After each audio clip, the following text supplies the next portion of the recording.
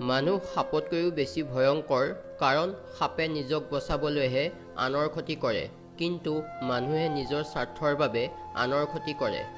বিপদৰ সময়ত খবৰ এটা ল'বলৈ কাৰো মনত নপৰে, কিন্তু নিজৰ প্ৰয়োজনৰ সময়ত সকলোৱে মনত পেলায়। এয়াই পৃথিৱীৰ নীতি। ভুল কেৱল খন্তেক সময়ৰ বাবে হয়, কিন্তু তাৰ পৰিণাম গোটেই জীৱন ভুগিব লগা হয়।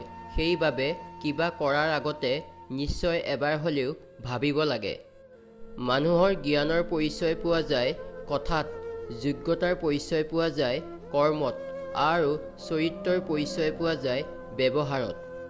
এইখন সমাজত আনৰ ভুল বা দোষ খুচৰি সমালোচনা কৰা মানুহ বহুত পাব, কিন্তু আনৰ ভুল দেখিলে শুধৰাই দিয়া মানুহ খুব কমহে পাব।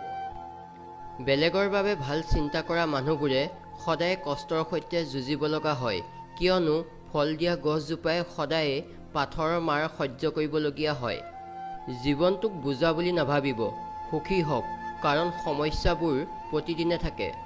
কালি যি হৈ গ'ল সেয়া পাহৰিবলৈ সাহস লাগিব। আজিৰ সৈতে যুঁজিবলৈ শক্তি লাগিব।